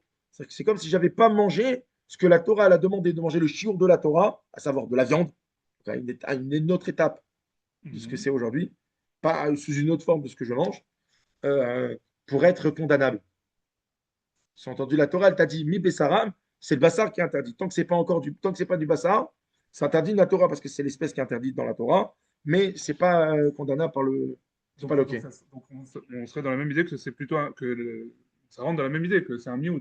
Quand la Torah elle dit mi bessaram, c'est pour exclure le reste. C'est pour exclure le reste, voilà. D'accord. Mais moi j'ai l'impression que c'est juste descriptif en vrai. C'est pas un chassichour, quelqu'un qui boit des litres et des litres. Non, il dit c'est comme un chassichour, c'est-à-dire que les halachot sont celles du chassichour. C'est-à-dire que de Raïta, c'est interdit, mais il n'y a rien. Et de Raïta, c'est interdit. Et des Rabbanan, Makat Babot. Ouais, j'ai l'impression que c'est descriptif. Je suis d'accord. Alors, Iraéli, alors c'est très rarissime, sachez-le, prenez en photo, c'est rarissime, je crois qu'il y a 3 ou 4 fois. Dans le même période. Ouais. 3 ou 4 fois dans tous les Mishneh Torah. C'est rarissime que le Rambam dit il me semble. Rambam, c'est un peu sec. Donc, il me semble, c'est vraiment. C'est pas un peu sec. Justement, il enregistre tout ce qu'il a reçu du Talmud. En plus. Donc, Iraéli, ça veut dire. J'ai écouté tout à l'heure un chiot en posant le radiateur. Je suis un peu bricoleur un petit dimanche. C'est le cas de dire. J'ai écouté un chiot de Rav Aaron Kapar qui expliquait qu'en réalité, la raison principale pour laquelle les Juifs du Yémen ils ont pris tout la halakha comme Mishneh Torah, c'est qu'ils avaient, eux, gardé une coutume, c'est que chacun faisait son propre Mishneh Torah. Incroyable. À partir du Talmud. À partir du Talmud. C'est que chacun, ils avançaient. Et toi, tu arrivé où dans le Talmud, et toi, tu arrivé où dans le Talmud. Et au fur et à mesure où ils avançaient dans le Talmud, ils se faisaient une espèce de petit Mishneh Torah de toutes les sugates. Et quand le Mishneh Torah il est arrivé au Yémen, qui parlait qu'il y a eu, c'est vrai, les plus, qui devait parmi les plus anciens des Sfarim du Rambam, c'est ceux qu'on a du Yémen. Et ben, il dit quand il est arrivé, tout le monde a dit ouais, en fait, c'est tellement clair, on arrête de faire chacun son petit Mishneh Torah, on prend celui-là, il est top, et voilà. Ils ont un peu arrêté avec ça, quoi. Et c'est intéressant parce qu'il dit c'est pour ça que le Rambam dit dans l'Agdara, vous avez plus besoin du Talmud. Il y a plus besoin. Dès que vous avez mon livre, ça suffit. Vous avez plus besoin de faire ce travail-là que vous faites sur le Talmud. C'est entendu, voilà, celui qui s'intéresse au Makor de la halakha, qu'il aille ouvrir le Talmud. Pour celui qui arrive. Ou bien comme le Rambam il avait dit dans une tchouva, il y avait un des Chachmelounil qui avait un peu pas piqué le Rambam en disant comment tu peux écrire ça dans ton livre que tous les Sfarim. Un peu comme ce qu'il dit le Ravad. Et il avait lui-même dit, il a dit mais à mes élèves, à moi, tu crois que je leur enseigne quoi? Je leur enseigne le Talmud. Donc c'est évident que tu as compris que je ne peux pas. C'est pas là pour remplacer ou pour mettre le Talmud à la Gnisa. C'est juste en termes de halakha, tu n'as plus besoin de décortiquer le Talmud. Voilà, tu as un livre d'halakha. Bon. Donc, le Rambam dit, Iraëli, il me semble,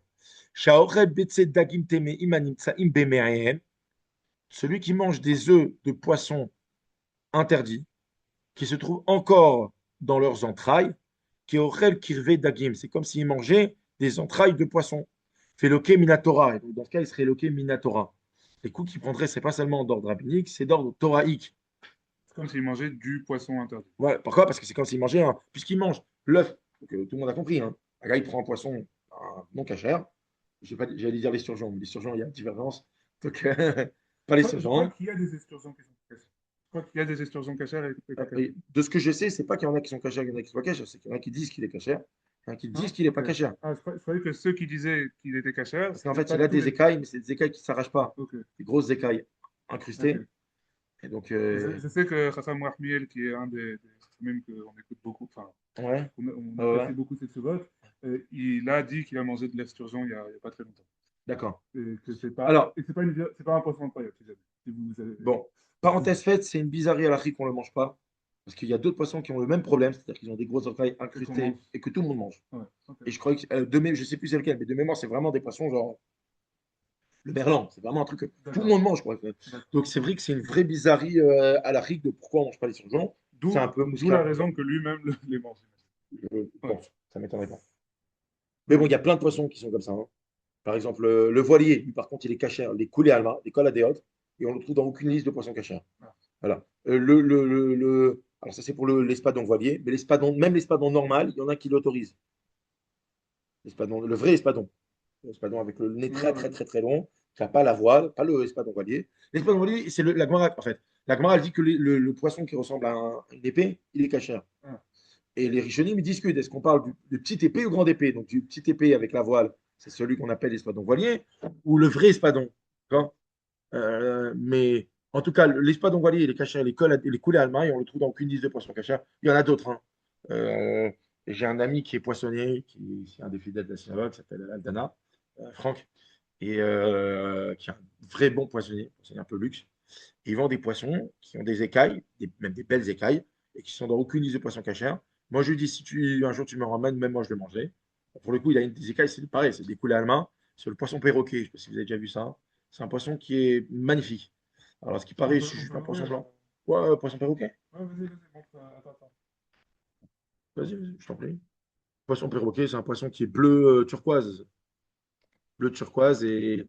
Ici, on aime bien, surtout quand on fait de la Ouais, ouais, technique, c'est pas mal. Moi aussi, j'aime on bien aime quand bien je fais ça avoir des avec trucs. mes élèves. Ah Voilà. oui, c'est magnifique. Voilà. Ça fait de la peine un peu de le manger. Voilà, ça fait la peine de le manger, effectivement. Tout le monde a connu, je sais pas s'il y en a qui ont connu ici, quand ils étaient au GAN, l'histoire de poisson arc-en-ciel qui perd ses écailles. Non, Oui, personne n'a connu. Ouais, c'est ça vous dit quelque chose? loin, mais... Bah, c'est un vrai poisson, c'est le poisson perroquet. Ok. Bon, voilà. Retournons. Oh, ouais, voilà. On reprend donc l'étude, Pourquoi on est parlé de ça? parce qu'on parlait des kirvés d'agim. Ah oui, d'accord, De très bien, très poissons, bien. et on peut extrapoler en disant, j'allais dire les sturgeons, mais du coup, pas les sturgeons, hein. Un poisson qui est unanimement non cachère. Euh, J'allais dire le requin, mais le requin, il n'a pas d'œuf. Un poisson pas cachère. Un poisson pas cachère. Un poisson clown. Ah, ok, poisson clown. Poisson clown. Donc celui qui mange des œufs de poisson clown, Qui sont dans le poisson clown. quand ils sont pas encore sortis, je sais pas si c'est possible de récolter les œufs une Ouais, fois je qu'ils sais sont pas. sortis. Il ouvre Mais un poisson non il cachère. mange des œufs, Il ouvre en deux c'est comme comme ça. s'il mange le poisson Voilà. lui-même. Il ouvre en deux et à l'intérieur, il trouve un œuf et il le mange de l'intérieur du poisson. Rambam, il dit, il me semble que c'est comme s'il mangeait le poisson lui-même et donc c'est interdit de la Torah sur lequel on est loqué de la Torah. C'est que, rappelez-vous, on avait dit que celui qui mange les œufs, il n'est pas loqué, même si c'est un interdit de la Torah. Il dit, mais là, puisqu'il a récupéré dans le poisson, il est loqué, mina Torah. Il prend les coups de la Torah parce que c'est comme s'il avait mangé la chair du poisson non cachère. Je précise au cas où, vu que c'est un Yéraïli, vu que Mhm. c'est pas une loi talmudique claire et nette, c'est On pas ne peut pas trancher dans un bédine, c'est-à-dire. pas seulement, c'est que quelqu'un qui dit non, moi je suis pas d'accord, Ah oui, quelqu'un qui dit moi, moi, pourquoi non, pas? c'est clair que pour moi des Ça, œufs qui sont, même s'ils sont encore dans le poisson, c'est quand même un œuf. c'est un œuf, c'est pas la même Bon, ça créature. reste à sur Minatora. Et il est loqué Oui, Makan Mardout. oui, pardon, oui, ça sert à rien. Il va pas commencer à le Il n'y a manger. pas vraiment de nafkamina. Il ne va pas le C'est manger vrai, et il est loqué Makan Mardout. c'est vrai. Donc tu as raison, un beddin, ce serait peut-être au beddin de décider Voilà. De si on tape là-dessus ou pas, vu que c'est pas toute façon, encore. on tape, mais la question c'est est-ce qu'on tape Makan Mardout ou on tape de Raïta. Il y a des différences entre Makan Mardout et de C'est Raïta. plus. Ouais. Bon, vaut mieux que ce soit. Bon. Ok. וכן ביצי of התלויות באשכול, שעדיין לא פרשו ונגמרו. Donc pareil, des œufs qui sont encore, comment on va dire ça, à Tliot Baeshkol, qui sont encore rattachés à la grappe. Et en gros, ils sont encore dans Ils l'ovaire. sont encore dans le verre, voilà, c'est ça, hein. Donc c'est pareil, j'ai pris un oiseau pas très cher, une autruche, un hibou, et je l'ai massacré, je l'ai ouvert le ventre, et dedans je trouve un œuf qui est fini, mais qui est encore dedans. Eh ben, c'est pareil. Alors, Elotan de Loké, Keochel Bene Me'aim Shelahem. Il serait frappé comme celui qui mangerait les entrailles du hibou. D'accord? Le hibou, il n'est pas cachère. Ah oui, C'est on pour parle ça. des animaux pas cachères. C'est Pardon. ce que je dis. Pardon. Je voulais trouver une animation, mais je n'ai pas trouvé un truc sympa. Le McBilly, il rentre un peu dans les détails de comment ça se développe un œuf. Dans l'œuf. Alors, j'ai regardé un petit peu ça cet après-midi. Ah, Hyper intéressant. En fait, l'œuf, il se forme dans la poule.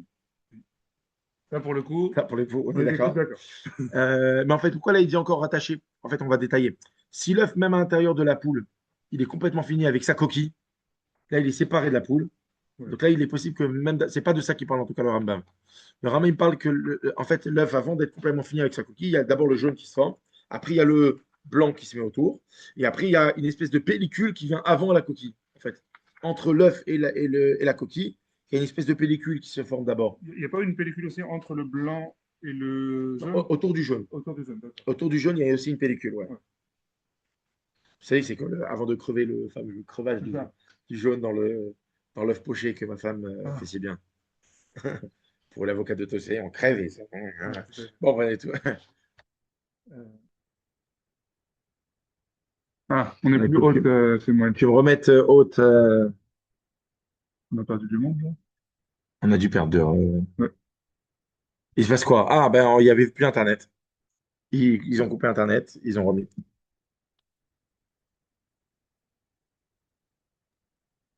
Mais ça marche maintenant. Ah, c'est bon. Vous devrez déjà avoir le droit de partager. Tac. Et donc, ça, partager, c'est celui-là. Ok, parfait. Parfait. Super. Alors, c'est un même plus. Et on était à Oui, la Zaïne. on était à la Zayn. Donc, je finis rapidement ma description. Donc, les jeunes d'œufs, enfin, le jeune d'œuf se développe dans l'ovaire de la femelle poule. Ça ressemble à une grappe parce qu'il y a plusieurs œufs qui sont en développement en même temps. D'accord. C'est pour ça qu'on appelle ça école. École, Donc, c'est on a une grave. grappe de raisin. École à Geffen. Et donc, ça ressemble à une grappe. Donc, il y a plusieurs œufs qui sont à différents stades de développement dans la poule en même temps.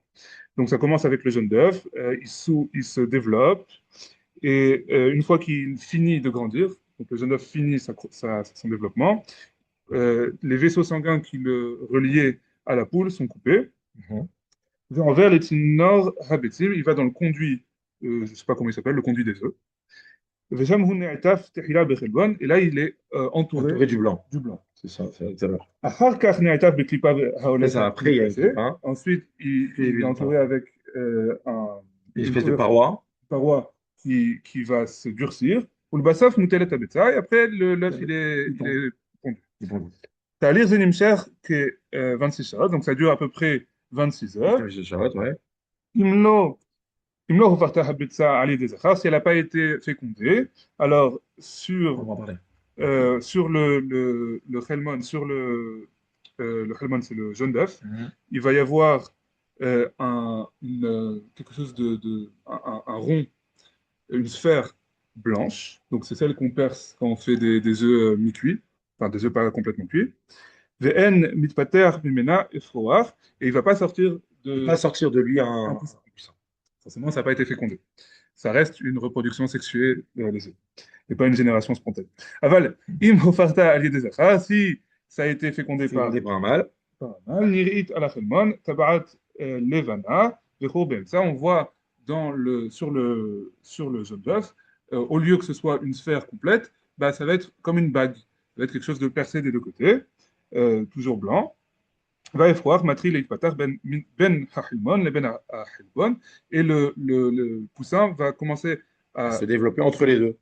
voilà, Entre le blanc et le jaune. entre le blanc et le jaune. Ouais. Donc c'est ni dans le blanc ni dans le jaune, c'est vraiment entre eux, ce que je trouvais étonnant. Va Achelmon Meshamesh l'Amazon, et il va se nourrir du jaune d'œuf. Du jaune d'œuf. Voilà. C'était la minute biologie. Bon, très bien. Tu Ah. voulais montrer les photos? Ouais, je crois qu'on n'a pas le temps. Bon. Hein. On n'avait pas vraiment le temps, surtout que moi aussi, après, je vais devoir laisser. Donc, en tout cas, on reprend l'alaha. Betzat oftam et sheitil.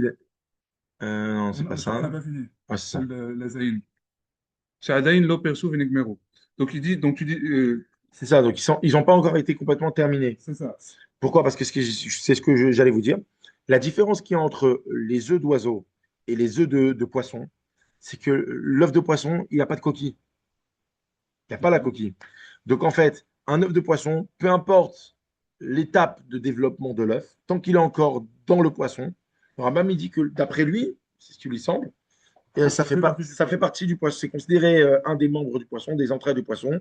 Et donc, si c'est un poisson non cachère, celui qui ouvre le poisson et qui le mange, eh ben, il sera loqué Minatora. Par contre, pour les oiseaux, c'est différent. Comme il y a cette fameuse coquille, quand l'œuf il est à la dernière étape, c'est-à-dire que l'œuf il est encore à l'intérieur des entrailles de l'oiseau, dans l'entraille du hibou, mais il a déjà la coquille, il est complètement terminé, et vraiment, il était prêt à sortir. À ce moment-là, le Rambam, il sera d'accord que même si moi, Bémique, c'est-à-dire que présentement, je l'ai récupéré à l'intérieur du hibou, j'ai ouvert le hibou, je l'ai récupéré. Mais en fait, c'est un œuf qui était prêt à être pondu. C'est un œuf qui a déjà sa coquille. Dans ce cas-là, lui, il ne rend même pas ça dans la question du Iraé. Après ça, c'est sûr que ce sera un œuf, et donc on sera pas, même si c'est interdit par la Torah, il ne sera pas loqué par la Torah. Il dit le Makbili un truc intéressant, c'est que ça s'applique même aux poules cachères. C'est-à-dire, si tu trouves un œuf. Elle dit un œuf dans l'intérieur de la poule, il est bassari. C'est ça, un œuf qui n'est pas complètement fini à l'intérieur de la poule et le bassari, mais c'est une fois qu'il a complètement sa coquille et tout ça, il devient parvé. Tu peux le manger avec du lait. C'était les quiz qu'on faisait à Mercazator, des Froum. Comment c'est possible quelque chose qui était bassari et qui devient parvé? C'est une belle question. Je ne sais pas si j'ai d'autres. Il n'y a pas d'autres exemples. Il n'y a pas d'autres exemples. Ok, non, mais. Betzat of tameshi tilaifroar leidrakemba veachla loki mishum ochel sheret saof. Donc maintenant, un œuf d'oiseau non cachère. Un œuf, on reprend l'œuf de hibou. Où le poussin, il a commencé à se développer à l'intérieur du. Je ne sais pas si on dit poussin aussi pour. On dit poussin pour tous les oiseaux. Où l'embryon, en tout cas, il a commencé à se former à l'intérieur de l'œuf. Quelqu'un qui le mange, c'est vraiment. On est dans les bas-fonds des. Ça rappelle un peu ce qu'ils mangent, je crois, aux Philippines. Ouais. Les bulots. Les bulots, ouais. Ça existe des gens qui mangent ça. Oui, mais ils mangent ça sur des œufs de poule ou des œufs de canard. Je crois. Œufs de poule, œufs de canard. Oui. Qui mangent des embryons C'est déjà dégoûtant. C'est déjà dégoûtant. Bon, là, on est vraiment dans les bassesses culinaires les plus improbables. Donc, vous avez compris, celui qui mange un embryon, un début d'embryon à l'intérieur d'un œuf d'un oiseau non cachère, l'Okrim Mishum Sheret Saof, lui, il sera oui frappé parce que c'est comme s'il mangeait Sheret Saof qui mangeait un embryon, donc c'est comme s'il mangeait un oiseau non cachère. Aval, Betzat of Taor, mais un œuf d'oiseau cachère, chez Itri Laifroar Leitrakemba, où il y a eu un début de développement de l'embryon à l'intérieur, Veachla qui l'a mangé, Makinokto Makat Mardout, on le frappe que Makat Mardout, des Rabanan. Pourquoi des Rabanan? Ah, ça, c'était l'énigme, je ne sais pas du tout. Évidemment, tout le monde n'est pas d'accord avec ça sur ça dans le Rambam. Mais attends, juste avant de passer à. Excuse-moi. Ouais. Avant de passer à ça, même la première partie, elle est bizarre. Parce que c'est pas celui qui mange ce poussin qui est en développement quand il n'est pas cachère, quand c'est un oiseau pas cachère. Il est wiloké, Deoraita, Mishum Sheret. Mais pourquoi ça ne serait pas Mishum Ma'of Tameh? C'est ça, c'est Sheret Saof. C'est quoi Sheret Saof? C'est un embryon d'off. Mais Sheret Saof, à la base, la catégorie qu'on avait vue avant, c'était les mouches, les moustiques, les abeilles. Parce que c'est pas vraiment un oiseau. C'est ça. C'est un embryon, c'est un truc. C'est un truc nouveau, c'est une catégorie légale nouvelle, c'est que ce truc qui est ni encore un oiseau, mais qui n'est plus un œuf. Voilà. C'est une nouvelle catégorie non, qui est aussi repoussante, en fait. Voilà.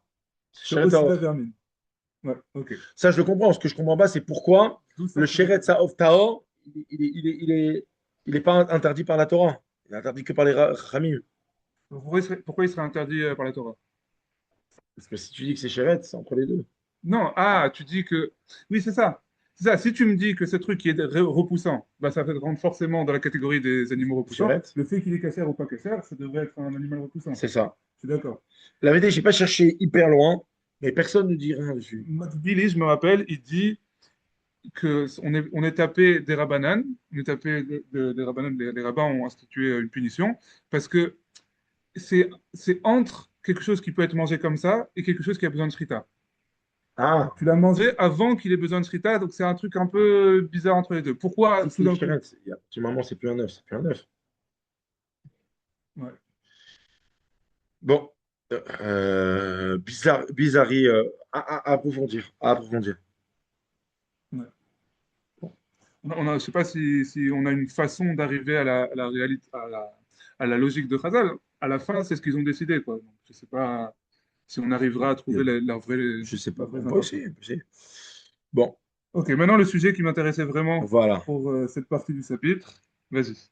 Alors, Nimsalia, Corse, Corte. Alors, il y a les deux. Normalement, vraisemblablement, c'est Corette. Corte, Corette. En tout cas, en hébreu modèle, ça s'appelle Corte. Il dit Corette ici. Et il y en a qui écrivent Corse avec un samer. Ok. Vraisemblablement, le samer, c'est une faute de frappe, quoi. Ouais, C'est un ouais, tête qui ça s'est marche. transformé en samer. D'accord? Dame, qui trouve une tache de sang. Imachelmon, Imachelbon, Zorek et Adam. Veochel et Tacha. Dans le blanc, on enlève le sang et on mange le reste. Puis Malachelmon, mais si c'était sur le jaune, Asurakula, c'est complètement interdit parce que ça veut dire que c'est l'embryon qui commence à se développer. Ok. On va. Il ne le dit pas encore ça. En tout cas, sur le jaune, on jette tout l'œuf. Betsa Amouzeret. Ah, ça, c'est encore un autre cas, Betsa Amouzeret. En tout cas, pour cette histoire de jaune et de blanc, on a vu juste maintenant qu'a priori, l'embryon, il se développe entre le jaune et le blanc. Mhm. Il y a déjà quelque chose qu'on peut dire dans la Metsiout, celui qui a préparé des œufs un jour dans sa vie, il le sait, c'est que dans le blanc, on peut retirer que la tache de sang, ça fait rien à l'œuf, l'œuf il reste complet. Dans le jaune, c'est impossible, quasiment. Ok. En essayant de retirer la tache de sang du jaune, on le perd systématiquement. Oui, forcément. Donc c'est quasiment de l'ordre de l'impossible. D'accord. Mais est-ce que c'est grave? Alors, maintenant, il y a encore autre chose, et c'est ça qu'il faut dire. Dans le blanc, la tache de sang n'est pas toujours du sang. Ok. Dans les œufs marrons, ça arrive souvent qu'il y ait des taches de ce marron-là, qui est en fait de la mélanine, c'est le même pigment qu'on a dans la peau. Mhm. Quand on le voit, on dirait une tache de sang. En fait, c'est un pigment qui est dans le blanc. Le Ah, problème, c'est que quand on le voit comme ça, on n'a aucun moyen de savoir si c'est du pigment ou si c'est du sang. ouais. Donc, Rambam, il nous dit, tu l'enlèves et tu manges le reste et tu es tranquille. Mais sur l'œuf, s'il y a une tache de rouge sur l'œuf, c'est sûr que c'est le début de l'embryon. D'accord. Bon, Le McBilly, il a une autre explication. j'écoute, je suis Parce que preneur. ce que tu dis, ça marche seulement si tu trouves une tache rouge dans un œuf fécondé. Mais Oui, si tu trouves une tache rouge dans un œuf pas fécondé, bah là, commences à te poser des questions. alors, Il dit, c'est pour ça qu'il y a plein de poskim, même actuels, qui disent, si tu trouves une tache rouge dans un œuf non fécondé sur des œufs marrons, tu peux le manger, tu n'as même pas besoin d'enlever. alors, ok. Lui, il dit différemment le McBilly, et je pense que ça rentre plus dans les mots du Rambam. J'écoute. Il dit que Alors, puisque tu as parlé des œufs fécondés, juste on termine, il c'est faut pas parce que que c'est ça, Beta Mouzeret. c'est pas- Attends, j'arrive. Il dit pourquoi on a une tache dans ce jaune. Il dit si tu trouves une tache dans ce jaune, McBilly, c'est que ça prouve qu'au moment du développement, je vous avais dit qu'il y a un moment où les vaisseaux sanguins qui connectent le jaune à la poule, ils se coupent, bah, ça montre que ça s'est mal Ah, coupé. ça s'est mal Et coupé. en fait, Je crois que Kapar, il dit un truc qui oui, ressemble. c'est Kapar. Ah, C'est c'est Kapar. Kapar. C'est Kapar qui dit ça. J'ai vu ça tout à l'heure dans Rav Qui Kafir. cite Rav Kapar. Ah, voilà. Et il dit, du coup, peut-être j'imagine que tu es en train de manger du sang De la poule de la elle-même. poule. J'imagine que c'est pour ça que ça sera interdit. C'est pas clair quand il le dit. Mais en tout cas, le problème, c'est que le développement, il s'est mal passé. Et du coup, vu que le développement, il s'est mal passé, ça montre que tout l'œuf, il faut le jeter et que tu n'as pas le droit de le manger. Alors que dans le blanc, non. Alors que dans le blanc, non, ça peut être autre chose. Ça peut être après que tu as dû. Je sais pas. Mais c'est pas une preuve de mauvais développement, en tout cas, selon Rav Kaf. Bon. Betsa Mouzeret, on traduit littéralement et après on va donner Ouais. les explications divergentes. Betsa Mouzeret, l'œuf bizarre, un effet shayafat ochal. Celui qui n'est pas dégoûté, il peut le manger en gros. Hmm. Celui qui supporte, il peut le manger. Qu'est-ce que c'est un œuf bizarre? Alors, a priori, ce qu'on trouve le plus souvent, d'accord, c'est qu'un œuf bizarre, c'est un œuf dans lequel il y a eu un développement, une espèce de développement, mais l'œuf lui-même, il n'est pas fécondé, donc il y a du sang dedans. C'est pas. Ouais, ok. Ça, c'est une explication que j'ai vue. Moi, je l'avais vue dans le Mossad Arav Kook. Ouais, c'est là-bas que j'ai vu. C'est ça. Mossad Arav Kook, il donne cette J'ai à la maison. explication. J'ai à la maison. Je ne sais pas d'où il a sorti cette explication, Je sais pas non plus. mais McBilly, il n'a pas la même explication et je trouve qu'elle a plus de sens. Parce que pourquoi on appellerait ça Moi, j'ai Mossad pas Arav McBilly le problème. Parce que, ouais, Je savais pas qu'il était sur Internet gratuitement. maintenant tu as le site. Alors, si Dieu veut, Le bio, il il va avoir. remarchera, mais s'il ne remarche pas, il faut le racheter. Mais il dit, il cite Rabbi Tanhum, ouais, il cite Rabbi Tanhum, il dit en fait, Mouza, ça veut dire c'est bizarre, ça ne peut pas être juste pas fécondés. Au contraire, aujourd'hui, enfin, peut-être même à l'époque, c'était commun d'avoir des œufs pas fécondés. Il dit Mouzar, pourquoi il est bizarre? Parce que c'est un œuf qui a été abîmé. Et quand tu le vois que la consistance, elle est un peu, la consistance du blanc, elle est beaucoup plus liquide qu'elle devrait être, ou quelque chose comme ça. Chez Ah. Halal et Kalkei, il a commencé à s'abîmer. Et ça, du coup, tu comprends pourquoi il faut pas être dégoûté pour le manger. Pourquoi un œuf qui est pas fécondé, faut être pas dégoûté Ah, pour parce le qu'il y a manger. comme une espèce d'embryon dedans. Mais en fait, il te dit c'est pas un Non, embryon parce qu'il est pas fécondé. bah, c'est pas. Ah, Au c'est ce que contraire, j'avais compris. Moi, quand tu j'ai manges ça l'œuf, il est vu. normal. Non. Un Non. œuf pas fécondé par rapport à un œuf fécondé. Oui, mais un Betsa Mouzeret, c'est un œuf pas fécondé dans lequel il y a eu commencé un développement. Il y a du sang et des trucs dedans. Ah, c'est possible, ça. Ah, ben, c'est ce qu'il dit. C'était ça le truc du D'accord, j'avais Mossad pas Arabou. compris. J'avais mal Le truc compris. du Mossad Arabou. Alors, d'expérience, j'en ai déjà trouvé dans les œufs blancs dans le cachère. Et les œufs blancs dans le cachère, la plupart, ils sont pas fécondés parce que c'est des œufs catégorie numéro 3. Parenthèse, Je vois personne, il voit pas l'air. voilà, je vois même pas l'air. Je vous le dis, parenthèse faite. Euh, je décommande souvent d'acheter des œufs qui étaient numéro 3. Ma femme, elle écoute, sûrement, elle est en train de se marrer. D'accord. 2 et 3, il ne faut pas acheter. C'est d'abord, il y a un problème de Tsar Belchaim, vraiment, vraiment. C'est des poules qui ne voient jamais le jour de leur vie. D'accord. Il n'y a presque pas de différence entre les œufs 2 et 3. Il faut prendre ou 0 ou 1. Alors 0, on n'en trouve pas. Même dans le non caché, on ne trouve plus de 0. 2, ils voient le jour, mais très peu. 3, ils voient jamais le jour de leur vie. Ok, La différence principale qu'il y a entre le 2 et le 3, c'est que le 2, on leur fait des cycles qui correspondent au vrai cycle du jour et de la nuit. d'accord. On allume la lumière le jour, on éteint la lumière la nuit. Alors que le 3, Les on E3, accélère. tous les 6 heures, on éteint qui pondent plus d'œufs qu'ils n'en peuvent. C'est-à-dire que ça les essore, quoi. Ouais, Voilà. c'est pas vrai. Le mieux, c'est d'essayer de prendre des œufs 1 qui sont élevés en plein air, voire des œufs 0 qui sont élevés en plein air et je sais pas quoi. C'est plus très bien la différence entre 0 et 1, mais Ouais. voilà, Ok. 0 et 1. J'ai fini ma parenthèse. Et zéro, c'est bio. 0, c'est bio. Ah, voilà. Ah, voilà. Je finis juste sur Moi, je t'en prie. l'explication. Apparemment, c'est aussi. Attends. Dalil, c'est Achalal et Kalkel. Donc, cet œuf, donc pour cette explication, cet œuf, il s'est Commencez à abîmé. s'abîmer. Il est devenu. Voilà. Chez Achelbon, chez Roubeder Lavan, le Le blanc. blanc qui est en D'habitude, général blanc, hein. ici, il est Vénéaka, Il est devenu un peu jaune. voilà, Il a il est un changé de peu couleur. Il a gris. une couleur bizarre. Vehi me'oreret slida, et ça réveille un dégoût chez les gens, normalement. בדרך כלל, הדבר קורה עקב הפסקת הדגירה עליה מעט לאחר התלתה. D'habitude, ça arrive quand la couvaison, elle s'est arrêtée très peu de temps après qu'il a été pondu. Et ça, c'est Rav Kaffer. Donc, c'est aussi l'explication de Rav Kaffer comme ça, D'accord. que c'est ça, Betsa Muzeret. Pourquoi ça voudrait... Sinon, ça voudrait dire peut-être qu'il fait une exception à ce qu'il avait dit avant. Moi, c'est comme ça que j'ai compris dans le mot de Rav Kook. C'est si tu crois. Non, parce qu'avant, il ne parlait pas des œufs qui n'étaient pas D'accord, fécondés. Là, il d'accord. parle d'un œuf non fécondé dans lequel il y a commencé à avoir du sang. Et c'est ce que j'allais dire. Ça arrive. Ouais. Ça arrive. Il y a Du parfois coup, des œufs qui ne sont pas fécondés. Il y a pas de coque. Il n'y a pas de en fécondé. pratique, la question qui est la plus importante pour moi, c'est est-ce qu'il faut vérifier? Et ce qui est intéressant, c'est le langage du Rambam ici. Le langage du Rambam, c'est pas Chayav Livdok ou Non, c'est comme ça on ce a que vu. j'allais te dire. Je ne sais pas où c'est que tu as vu qu'il a dit qu'il faut vérifier. Il n'a pas dit qu'il Non, faut justement, vérifier. j'ai pas dit. J'ai dit Ah, est-ce qu'il faut vérifier? ah Parce oui, que d'accord. c'est ça qui est enseigné aujourd'hui, que les œufs, il faut toujours vérifier, et tout Ah, ça. de les mettre dans un verre en plastique En transparent. transparent, que tu vois bien Comment ils dedans. faisaient à l'époque du chasse, il n'y avait pas de verre transparent. La réalité. Il n'y avait pas de verre transparent? Ok, bah, peut-être tu regardes d'en haut. Oui. Bref, le langage du Rambam, et j'imagine qu'il l'a pris directement de la Gemara, mais ce serait peut-être intéressant de vérifier, c'est Nimsa. C'est tu as trouvé dedans du sang. Voilà. Ça Si en ouvrant l'œuf, tu vois. ne veut pas dire que si tu fais un jaune d'œuf, tu vas devoir le couper en plein de morceaux pour. Non, mais il y a une preuve très claire à ça. C'est que tu as le droit de faire des œufs durs. Alors, Oui, exactement, tu as le droit de faire des œufs durs, alors que tu ne sauras jamais. si dedans il y avait du sang, Voilà. une tache de sang quand tu fais l'œuf dur, autant te dire que tu la vois jamais, quoi, après. C'est pas en mangeant l'œuf que tu vas avoir une tache de sang dans l'œuf. Alors, ma question, et c'est une vraie question, j'ai pas du tout de réponse, c'est est-ce que ce Nimsa allait à correct dame, c'est-à-dire si tu as trouvé et pas tu dois rechercher, c'est si tu trouves, tu l'enlèves et il n'y a aucune obligation de rechercher, est-ce que c'est descriptif du fait que d'habitude on ne trouve pas et que du coup il y a une chazaka que quand tu ouvres un œuf, quand tu vas faire cuire un œuf, Un preuve, il tu n'y ne a pas trouves pas. besoin de le vérifier, ou est-ce que c'est Non, une décision à l'Afrique que non, les moi, œufs, j'aurais pu même si faire c'est ça. probable qu'on trouve, tu ne les vérifieras pas. Pourquoi ma question se la pose? C'est même pas que tu les vérifies là-bas. Les Chachamim, à partir du moment où ils t'ont pas demandé de vérifier, ils t'ont dit si quand tu casses l'œuf, tu vois une tache de sang, sache, voilà, par rapport où elle se trouve, quoi faire?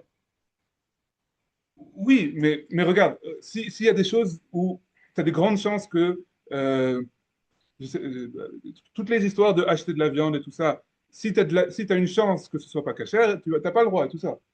Ou Ça non, dépend si des tu as des cas. grandes choses, ça dépend des cas. Si tu as des Ça dépend. grandes choses si s'il y a des grandes chances que ce soit pas cachère, genre si la majorité des chances c'est que ta viande ne soit pas cachère, alors tu n'as pas le droit de la manger. Ouais. Ou tu dois vérifier d'où elle vient, des choses comme Ouais. ça. Donc ça montre que on essaye, enfin, je crois que la base, c'est que s'il y a une chazaka que tu vas trouver du sang, tu devrais vérifier. Ah oui, non, mais c'est pas le cas. Est-ce La que ça plupart s'applique des œufs. ici? Non, la plupart des œufs, ils n'ont pas de Non. sang. Regarde, moi j'ai un exemple concret avec ma femme. Ma mère, elle avait acheté une plaquette de marron. D'ailleurs, chez moi, les Jennifer était là. Ma femme devait faire des crêpes. Elle avait acheté une plaquette de marron. Il y avait 20 œufs. Elle ou ma femme vérifie les œufs. C'est là aussi, hein, s'il faut témoigner. Quoi? Oui, bah oui. Mais je sais que c'est toi qui dis. Donc ta femme a vérifié les œufs. Ma femme, elle vérifie les œufs. Sur les 10 premiers œufs, il y a 6 œufs avec du sang. Ou peut-être c'est de Dans la le jaune. pénéline. C'est dans le jaune, n'est-ce pas, C'est ce que Abigail? j'allais te dire. C'est très Oui, bon. oui, c'était dans le Dans le jaune, blanc. ouais. C'était dans le Dans jaune. le jaune. Ah, dans le jaune. Ah, Dans le jaune. Donc, la chazaka, à ce moment-là, elle s'inverse. Ça veut dire que dans cette plaquette-là, d'accord. il y a une Et donc chazaka. toi, tu dis sur cette plaquette, il faudrait vérifier si c'était Est-ce pas que différent. maintenant, la halakha, elle reste que, Oui. elle reste que les chachamim ont décidé qu'on ne vérifie pas Il n'y les a pas œufs? besoin de vérifier, c'est seulement Ou, si tu as vu. ou est-ce que non, c'était la chazaka en général, l'habitude, c'est que tu ne trouves pas de sang. Et du coup, le Rambam, il dit, si tu ne trouves pas de sang, tu ne vérifies pas. Mais dans un cas où toi, Donc tu toi, sais que tu tu es l'as ouvert. quasiment sûr que tu vas trouver du sang dedans, est-ce que tu dois vérifier? Mais il ne dit pas de vérifier. Si, Moi, je suis d'accord avec si Shmuel. toi en trouves dans 6 œufs sur 10, il ne dit pas de vérifier. Il le dirait si c'était le cas. Je suis assez d'accord avec Shmuel. Moi, je t'aurais pas dit ce que je t'ai dit juste avant. C'est que J'ai pas compris. Il Rambam, dirait. il t'a pas dit de vérifier. Non, mais si une fois que tu as vérifié, tu as fait l'erreur, tu Il as aurait dû vérifié. préciser. Il aurait dû dire pourquoi. Parce que au moins dire Ah, ça. Chazaka, que les œufs, ils n'ont pas de parce sang. qu'on ne trouve pas de sang dedans. Ouais, Il aurait dû dire ouais. parce qu'on ne trouve pas de Parce que sang. Chazaka, qu'il n'y a pas de sang dans les œufs. C'est pas ce qu'il dit. Comme il dit Nimsa, il dit jamais. D'accord, j'entends. Donc pour vous, dans tous les cas, Moi, dans tous les cas, il n'y a pas besoin de vérifier les œufs. Si quand tu l'as cassé l'œuf, si tu le vois tout de suite, tu vois du sang, on te dit s'il est sur le blanc, tu l'enlèves, tu manges. S'il est sur le jaune, tu jettes. Et s'il n'est pas fécondé, bah, mange-le si ça ne te dégoûte pas. En gros, c'était ça là. d'accord. Ok, finissons le sujet. Razak, merci beaucoup. Non, avec plaisir. On finit, voilà, il reste une phrase. Efroa chez Nolad, donc un poussin qui est né, qui est sorti de l'œuf. Afapichello ni pas trop Ainav, même s'il n'a pas encore ouvert les œufs, donc il est vraiment encore tout recroquevillé comme ça, encore à moitié dans sa coquille. Moutar le Ocholon, on aura le droit de le manger, évidemment avec Shrita. Ouais. C'est évident. Ok. Bon, on peut s'arrêter là, On je s'arrête pense. là ou non, on s'arrête là, il est tard. Il est très tard. Ouais, il est très tard. Est-ce qu'il y a des questions en ligne? Est-ce qu'on a traité. Je vais réouvrir ça en grand. On va peut-être arrêter le partage. Arrêter le partage. Voilà. Pas de questions? On n'est plus très nombreux. Ok, on peut. Il est tard. Razak ou Baruch, on arrête l'enregistrement. Bon. Kazakubaru.